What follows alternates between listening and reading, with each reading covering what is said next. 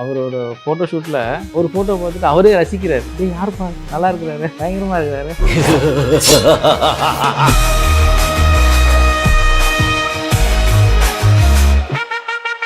மாதந்தோறும் first Sunday அன்று கிரியாஸில் நாம் வாங்கும் அனைத்து பொருட்களுக்கும் எக்ஸைட்டிங் ஆஃபர்ஸ் அண்ட் கிஃப்ட்ஸ். மருத்துவம் முதல் பொறியியல் வரை உங்கள் கனவுகளுக்கு சரியான முகவரி Indira group of educational institutions. Call 9841385858. 30 வருஷங்களுக்கு முன்னாடியே இதை பேசியிருக்கிறாங்க. நான் தயாரித்து நீங்கள் ஒரு படம் பண்ணுங்க, நீங்கள் தயாரிங்க, நான் நடிக்கிறேன்னு சொல்லி அவங்க தலைவனை பாத்திர மாட்டோமா, பக்கத்தில் நின்றோம், அப்படி ஒரு காலகட்டத்தில் வந்தவங்க நம்மலாம். ரொம்ப அப்படி பக்கத்தில் போகிறது நமக்கே வந்து அப்பப்போ நம்ம தலைவர் கூட தான் நிற்கிறோமா, தலைவர் தானா, ஷாக்கிங்காக இருக்குது. செட்லேயே ரொம்ப சாதாரண ஒரு மனிதராக இருக்கிறாரு.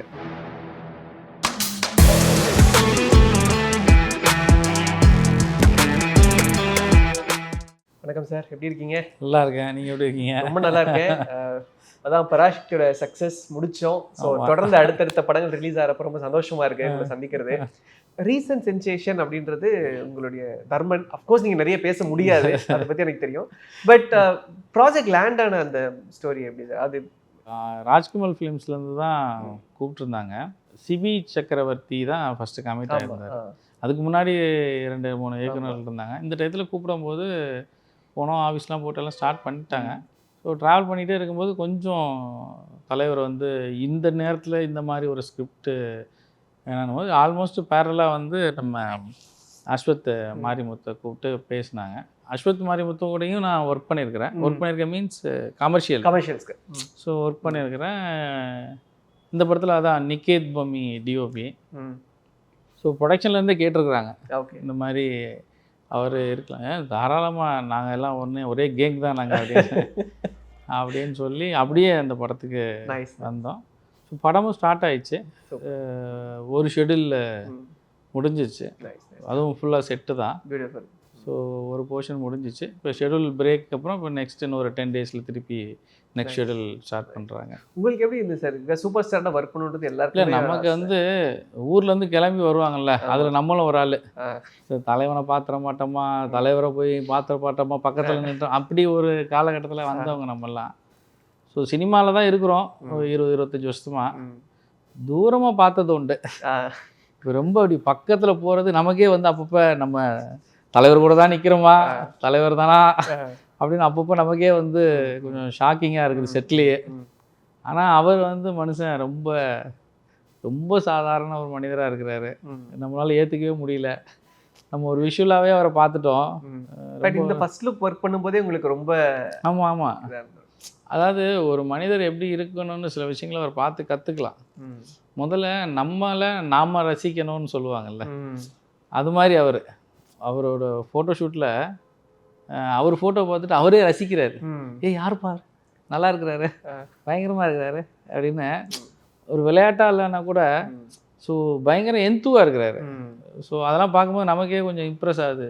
மனுஷன் அதனால தான் இன்றைக்கி வந்து சூப்பர் ஸ்டாராக இருக்கிறாரு அப்படின்னு ரொம்ப ஜாலியாக இருக்கிறாரு. இன்ஃபேக்ட் RKFI தொடர்ந்து நிறைய பேருக்கு வந்து அந்த ஒரு ஆப்பர்ச்சுனிட்டி கொடுக்குறாங்க. இன்ஃபேக்ட் அமரன்ல வந்து சாயோடைய ஐ திங்க் அவருக்கு அதுதான் பெரிய பிரேக் த்ரூ ஆன படம் அமரன் அவருடைய படம். இப்போ சிவகுமார் முருகேசனோட சேவம் போயிட்டு இருக்கு. அண்ட் இதுல நீங்க அஸ்வத் மாரிமுத்து அப்படின்ற RKFI அந்த டேலண்ட்ஸை ஃபைன் பண்றதுலேயே ஒரு ஒரு மாதிரி நிறைய எஃபர்ட் போடுற மாதிரி தெரியுது. பிகாஸ் அவங்களோட படங்களோட லைனப் நான் பாக்குறப்ப RKFI அப்படின்னா அது ஒரு ப்ராமிசிங்கான படம். அது இன்னைக்கும் அந்த ட்ரேட்மார்க் இருக்குது. தேவர் மகனா இருக்கட்டும், கண்டினியூஸா அவங்க அதை செட் பண்ணியிருக்கிறாங்க RKFI அப்படின்றது. கமல் சார் மிகப்பெரிய ஒரு லெஜெண்ட்னு சொல்லலாம். சினிமா துறை சார்ந்த அத்தனை துறையிலையும் வந்து அவர் கொஞ்சம் ஸ்ட்ராங்கான ஒரு மேன் தான் அவர். ஸோ மேக்கப்பாக இருக்கட்டும், காஸ்டியூமாக இருக்கட்டும், ஸ்க்ரீன் பிளேயாக இருக்கட்டும், ஸ்கிரிப்டாக இருக்கட்டும், டைரக்ஷனாக இருக்கட்டும், ஆக்ஷனாக இருக்கட்டும், எப்படி போனாலும் அவர் ஸ்டூடெண்ட், நம்ம போய் ஸ்டூடெண்ட் மாதிரி அவர்கிட்ட அவர் நம்ம கிளாஸ் எடுப்பார். ஒரு டைரக்டர் வந்து ஒரு கதை சொல்கிறாங்கன்னா அதை அவர் சொல்கிற விதம், கதையோட களம் எப்படி இருக்குது, அவங்களோட விஷுவல் எப்படி யோசிக்கிறாங்க, அவங்க க்ரியேஷன் எப்படி இருக்குது அப்படிங்கிறத ஈஸியாக ஜட்ஜ்மெண்ட் பண்ண முடியும் அவங்களாலலாம். ஸோ அது மாதிரி கூட இருக்கலாம். இன்னொன்று, சினிமா வந்து இன்றைக்கி வந்து யங்ஸ்டர் நிறைய பேர் வந்துட்டாங்க உள்ள. நிறைய அப்டேஷன் இருக்குது, டெக்னாலஜியாகவும் சரி நிறைய அப்டேஷன் இருக்குது. அது வந்து இன்றைக்கி இருக்கிற யங்ஸ்டர்ஸ் வந்து டக்குன்னு அதை கேட்ச் பண்ணிவிட்டு அதை கூட ட்ராவல் பண்ண ஆரம்பிச்சிடுறாங்க. ஏன்னா ஒரு ஏஐயாக இருக்கட்டும், ஒரு ஜென்ரேட் பண்ண எதுவாக இருந்தாலும் சரி, ஸோ இதெல்லாம் அவங்களுக்கு வந்து பிடிச்சிருக்கு. ம். ஸோ பசங்க ரொம்ப அப்டேட்டில் இருக்கிறாங்க. ஸோ நம்மளை அவங்களுக்கு என்கரேஜ் பண்ணுவோம் அப்படிங்கிறதுல ரொம்ப தெளிவாக இருக்கிறாங்க. நைஸ். ஸோ அதுவே ஆக்சுவலாக வந்து உங்களுக்கு டபுள் தமாக்கா. ஒரு ஆமா. பக்கம் கமல் சார், ஒரு பக்கம் ரஜினி சார். இல்லை, இது வந்து சினிமாவில் இது ஒரு வரலாற்று படம் கூட சொல்லலாம். ஆமா. தமிழ் சினிமாவுக்கு ரொம்ப நாளுக்கு அப்புறம் ஆமா. ரெண்டு பேருமே ரொம்ப நாளுக்கு அப்புறம், ரொம்ப வருடங்களுக்கு அப்புறம் 2 பேரும் இணைஞ்சிருக்கிறாங்க. அதுவும் வந்து நடிகராக இல்லாமல் ஒருத்தர் தயாரிப்பாளராகவும் ஒருத்தர் நடிகராகவும். இதில் என்னென்னா, அன்னைக்கு அவர் கமல் சார் சொல்லும்போது தான் எங்களுக்கே தெரியும், ம். இது வந்து அவங்க பல வருட கனவு போல். ம். 30 வருஷங்களுக்கு முன்னாடியே இதை பேசியிருக்கிறாங்க. ம். ஒன்று நான் தயாரித்து நீங்கள் ஒரு படம் பண்ணுங்க, ம். நடிங்க, இல்லை நீங்கள் தயாரிங்க நான் நடிக்கிறேன்னு சொல்லி அவங்க 2 பேரும் பேசியிருக்கிறாங்க. ஸோ இத்தனை ஆண்டு காலத்துக்கு அப்புறம் இப்படி ஒரு படம் நடக்குது, அந்த ப்ராஜெக்டில் நம்ம இருக்கிறோம் அப்படிங்கிறதே வந்து ஒரு சந்தோஷமான ஒரு விஷயம் அது. கண்டிப்பா கண்டிப்பா சார். அது பெரிய அது இவ்வளவு நாள் நம்ம பண்ண ஒர்க்ஸ், அதோடைய எஃபர்ட் வந்து சின்ன சின்னதா இருந்தாலும் அது வந்து ஒரு இடத்துல ரெகக்னைஸ் ஆகி வந்து நிக்குது அப்படின்றப்ப it's a great thing. So finally இப்போ இதே முரளி இது வந்து ஜூலை 10th ரிலீஸ் ஆகுது. ஆமாம். என்ன ஒரு எக்ஸ்பெக்டேஷன் ஆடியன்ஸ்க்கு இருக்கணும் அண்ட் அதை பற்றி சார்? இல்லை, யங்ஸ்டர் பயங்கரமாக என்ஜாய் பண்ணுவாங்க. இப்போ இருக்கிற 2K கிட்ஸ்க்கு வந்து அப்போ இப்படிலாம் வந்து இந்த ஃப்ரெண்ட்ஷிப்பாக இருந்திருக்கிறாங்க, இப்படிலாம் வந்து ஸ்டூடெண்ட்ஸ் அப்போ காலேஜ் லைஃப் ஸ்கூல் லைஃப்லாம் வந்து இப்படி தான் இருந்துருக்கு. ஏன்னா கண்டிப்பாக இப்போ இருக்கிற ஸ்கூல் ஸ்டூடெண்ட்ஸ் வேற. சார் நம்ம காலேஜ் படிக்கும்போது ஃபோனே அலௌட் இல்லை சார். இன்னைக்குலாம் எவ்வளோ மாறி போச்சு. ஸோ அது வந்து முரளி சார் படத்துக்கு நம்ம எப்படி போய் படம் பார்த்துருப்போமோ அந்த ஃபீல் வரும்னு சொல்கிறேன். ஸோ அதர்வா வந்து அந்த ஃபீல் கொடுத்துருவாரு அப்படின்னு சொல்கிறேன். ஐ திங்க் அதான் நீங்கள் அந்த பீரியட்ல இருந்து இன்னைக்கு இந்த ஒரு 10 years ஸ்பேன்ல எல்லாரோட க்ரோத்துமே வந்து எக்ஸ்ட்ராடினரியா இருக்கு. பிகாஸ் இப்போ சூப்பர் ஸ்டார் இயக்குறதுன்றது ஒரு பெரிய ஒரு விஷயம். நெல்சனுக்கு வந்து அது வந்து மல்டிபிள் டைம்ஸ் கிடைக்குது. ஐ திங்க் ஹேட்ரிக்ல போயிட்டு இருக்காரு. ஜெயிலர் 1, ஜெயிலர் 2, அடுத்த ப்ராஜெக்ட் பண்றாரு. ஐ திங்க் அது வந்து எத்தனை பேருக்கு அந்த ரவிக்குமார் சாருக்கு கிடைச்சது. இல்ல, இதுல நான் என்ன சொல்ல வருவேன்னா, நீங்க வந்து உங்களோட விஷன்ல ஸ்ட்ராங்கா இருக்கிறாங்க எல்லாருமே அவங்கவுங்க விஷன்ல.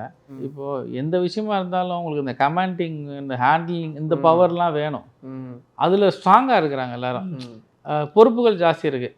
இப்போ இண்டஸ்ட்ரியில் இவ்வளோ பெரிய ஹீரோ வச்சு பண்ணுறோன்னா, அவங்க இருக்கிற இந்த ஏஜில் நம்மலாம் வந்து நிற்போமா நடப்போமானே தெரியல. அவங்க இன்னமும் வந்து ஆண்டவன் புனித நல்ல ஹெல்த்தியாக இருக்கிறாங்க, உடம்பை மெயின்டைன் பண்ணுறாங்க. ஸோ மக்களுக்கு வந்து இப்போவும் வந்து அவங்க வந்து ஸ்க்ரீனில் வந்து அப்படி ஹீரோன்னா அப்படி நிற்கிறாங்க அப்படி. ஸோ அவங்கள வந்து பத்திரமா பார்த்துக்கிறதுக்கு அந்த விஷயமே வந்து பெரிய விஷயம் இல்லை.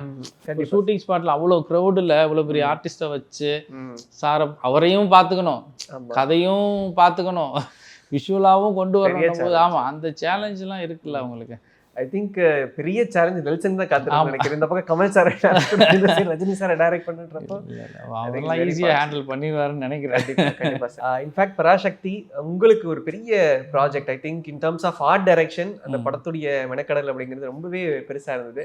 கட் பண்ணால் இப்போ இதே முரளியோட ரிலீஸில் நிற்கிறோம். இதே முரளி படமாக வந்து ஒரு எமோஷ்னலான ஒரு படம். அது வந்து ஒரு ஒரு தனிநபருடைய அந்த வாழ்க்கையை பேசக்கூடிய ஒரு படமாக இருந்தாலும் இதில் ஆர்ட் டைரக்ஷனுக்கு என்ன இருக்குது அப்படின்றது நிறைய பேருக்கு ஒரு கியூரியாசிட்டி இருக்கும். ஆனால் அதுக்குள்ளே நிறைய இருக்குன்றது எனக்கு அந்த படத்துடைய சில விஷயங்கள் பார்க்குறப்பையும் நிறைய விஷயங்கள் தெரிஞ்சுக்கிறப்பையும் தெரிஞ்சுது. ஸோ இதே முரளி உங்களுக்கு எவ்வளோ ஸ்பெஷலான ஒரு ப்ராஜெக்ட்? இல்லை, இதயம் முரளி வந்து எப்படின்னா நம்மளோட ஒரு வாழ்க்கை சார்ந்த நம்ம யங்ஸ்டர்ஸ் சொல்லிக்கலாம். ஸோ 80s 90s இருந்த உங்களுக்கு அந்த ஃபீலை வந்து உணர்வாங்க கண்டிப்பாக. நம்ம ஏஜ் குரூப்பில் school life, college life, so school life, college, அந்த ஃப்ரெண்ட்ஸ் சர்க்கிள், ஸோ அப்போ இருந்த பாண்டிங் எப்படி இருந்துச்சு, அப்போக்கு இருந்த காலகட்டம். அதாவது நான் சொல்கிறது அந்த மொபைல் வராது வந்து அந்த காலகட்டம். அப்படி இருக்கும்போது ஃப்ரெண்ட்ஷிப் எப்படி மெயின்டைன் பண்ணாங்க, எப்படி கம்யூனிகேட் பண்ணாங்க, இருந்தாங்க, ட்ராவல் பண்ணாங்க.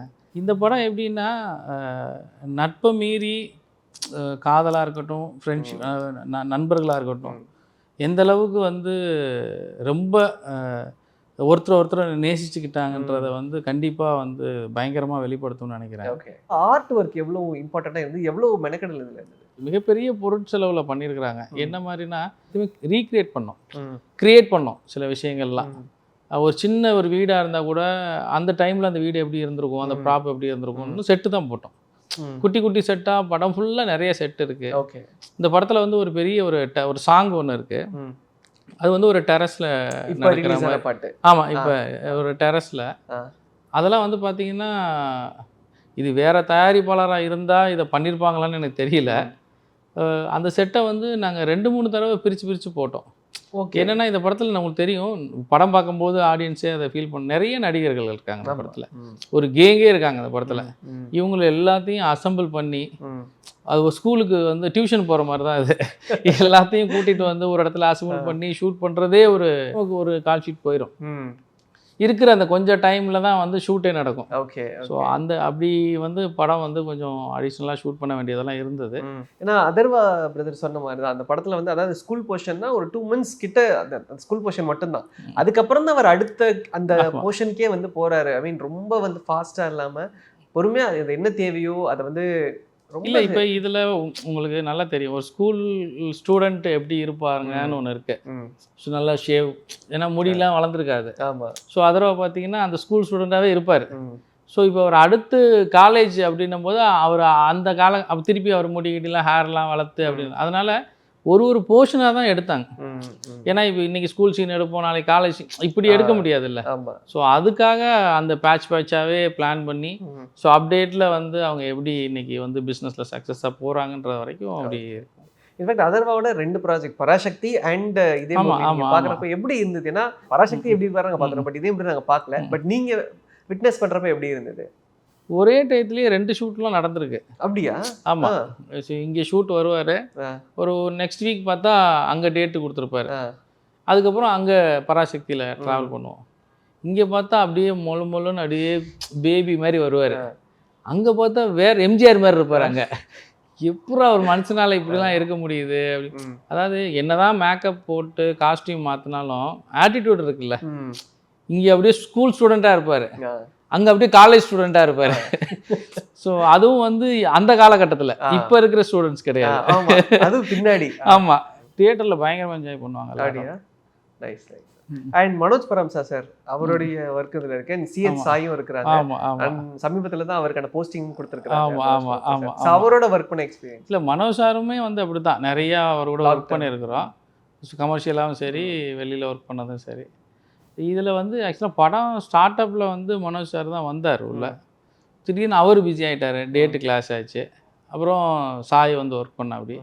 அப்புறம் சாய் வந்து ஒரு பெரிய ப்ராஜெக்டில் போய் பாரடைஸ்ன்னு சொல்லிட்டு தெலுங்கில் அவர் அங்கே போய் பயங்கரமாக லாக் ஆகிட்டார். அப்புறம் திருப்பியும் மனோஜ் சார் உள்ளே வந்தார். ஸோ இப்போ என்னென்னா மனோஜ் சார் பண்ணும்போது ஐயோ சாய் இப்படி பண்ணியிருப்பா, அப்படியோ சாய் ஐயோ மனோஜ் சார் பண்ணியிருக்காரு நம்ம அப்படிலாம் இல்லாமல் ஒரு படமாகவே 2 பேரும் பயங்கரமாக குவாலிட்டியாக கொடுத்துட்டாங்க. அதாவது ஐகானிக் பிளேஸோட ரீக்ரியேஷன்ஸ் எதிர்பார்க்க முடியுமா சார்? கேம் சென்டர்லாம் இருக்குது இந்த படத்தில். சும்மா சின்னதாக போயிட்டு நம்ம அப்போ வந்து 10 ரூபா கொடுத்து 1 hour அந்த இந்த கேசட்லாம் போட்டு கேம் விளாட்றது. ஒரு சிடி ஒரு கேசட் நம்ம 60-40 80s கேசட் போடுறது, அந்த மாதிரி ஒரு ரெக்கார்டு பிளேயர், அதில் பாட்டு கேட்குறாங்க, ஒரு வாக்மேனு அப்படின்னு இருக்குல்ல. இது வந்து கொஞ்சம் கஷ்டமாக தான் இருந்துச்சு, கிடச்சிருச்சு. இந்த மாதிரி ஆமாம், அதில் அதர்வெல்லாம் வந்து பயங்கரமாக என்ஜாய் பண்ணுங்க. இந்த கேசட் எங்கெங்க வாங்கி, இந்த கேசட் எங்கெங்க வாங்கி, இது எங்கெங்க கிடச்சிச்சு அப்படின்னு. இன்ஃபேக்ட் அதர்வா எனக்கு சொன்னார், மனோஜ் சார் வர்றப்போ ஒரு பெரிய டெம்போ நிறைய கேஜெட்ஸ் வரும், எல்லா கேஜெட்ஸாக அவர்கிட்ட இருக்கும் அப்படின்னு. நம்ம இந்த சிஆர்டி மானிட்டரு, சிபியூ அதெல்லாம் இருக்குல்ல, அதெல்லாம் இதில் யூஸ் பண்ணியிருக்கிறோம். ஓகே. நாங்கள் போயிட்டு அங்கங்கே தேனெல்லாம் பழசு அப்படி இப்படிலாம் கிடச்சிது. திடீர்னு ஒரு ஆகாஷ் கூப்பிட்டு இது வேணுமா அப்படி என்ன பார்த்தா அவர் இதில் பயங்கர இன்ட்ரெஸ்ட் போல், ஒரு பயங்கரமாக கலெக்ட் பண்ணி அவர் வச்சிருக்கிறார். அப்படி எல்லாம் புதுசாக இருக்குது, எங்கே ஏதுங்கன்றான். எனக்கு இது கொஞ்சம் இன்ட்ரெஸ்ட்டு. பார்த்தா பழைய கேசட்டு, மானிட்டர் எல்லாம் ஒர்க்கிங் கண்டிஷனில் இருக்குது. அவர் வாங்கி ஃபுல்லாக பாக்ஸ் பண்ணி எல்லாம் வச்சுருக்கிறாரு கலெக்ட் பண்ணி. ஸோ அவரே நிறைய மெட்டீரியல்லாம் கொடுத்து சப்போர்ட் பண்ணார் இந்த படத்தில். Super sir, thank you so much for wonderful time sir. நிறைய விஷயங்கள் ஷேர் பண்ணிங்க, ரொம்ப இன்ட்ரெஸ்டிங்கான ஒரு கான்வர்சேஷனாக இருந்தது. கண்டிப்பாக இதே Murali and Dharman and so on எல்லா ப்ராஜெக்ட்ஸ்க்கும் எங்களுடைய வாழ்த்துக்கள். நன்றி. Thank you so much. தேங்க்யூ. மாதந்தோறும் ஃபர்ஸ்ட் சண்டே அன்று கிரியாஸில் நாம் வாங்கும் அனைத்து பொருட்களுக்கும் எக்ஸைட்டிங் ஆஃபர்ஸ் அண்ட் கிஃப்ட்ஸ். மருத்துவம் முதல் பொறியியல் வரை உங்கள் கனவுகளுக்கு சரியான முகவரி Indira group of education institutions. Call 9841385858.